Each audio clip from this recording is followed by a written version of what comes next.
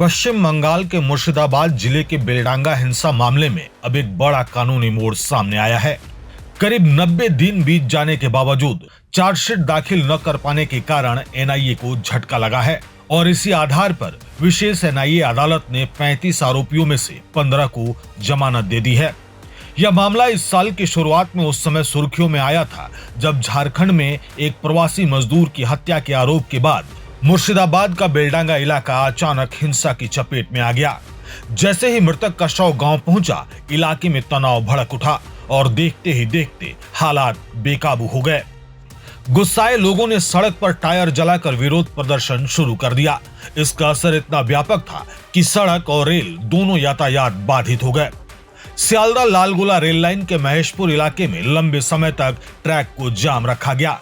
हालात को काबू में करने पहुंची पुलिस के साथ प्रदर्शनकारियों की झड़प भी हुई थी और इस दौरान न्यूज कवर करने गए पत्रकारों पर भी हमले की खबरें सामने आई।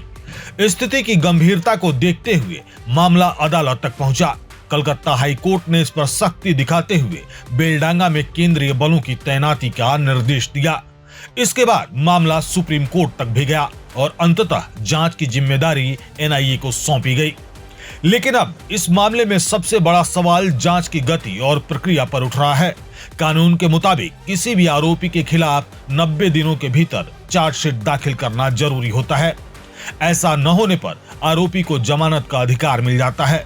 इस मामले में भी यही हुआ। एनआईए तय समय सीमा में चार्जशीट और जांच रिपोर्ट पेश नहीं कर सकी, जिसके चलते अदालत को आरोपियों को जमानत देनी पड़ी।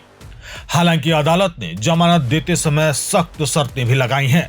सभी आरोपियों को 10,000 रुपए के निजी मुचलके पर जमानत दी गई है। साथ ही उन्हें कोलकाता नगर निगम क्षेत्र से बाहर जाने की अनुमति नहीं होगी और हर सुनवाई के दिन अदालत में उपस्थित रहना अनिवार्य होगा। इस पूरे घटनाक्रम ने कई सवाल खड़े कर दिए हैं। क्या जांच एजेंसी से कहीं चूक हुई? इतनी संवेदनशील घटना में समय पर चार्जशीट दाखिल न कर पाना जांच पर सवाल खड़ा करता है। और सबसे बड़ा सवाल कि अब इस केस में क्या होगा। राजनीतिक तौर पर भी अगर देखें तो यह मामला काफी गर्म रहा है। विपक्ष की ओर से पहले ही केंद्रीय बलों की तैनाती की मांग उठाई गई थी और अब जमानत मिलने के बाद यह मुद्दा फिर से सियासी बहस का केंद्र बन सकता है।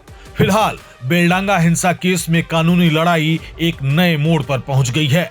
आगे की सुनवाई और जांच की दिशा तय करेगी कि इस हाई प्रोफाइल मामले में न्याय किस दिशा में जाता है।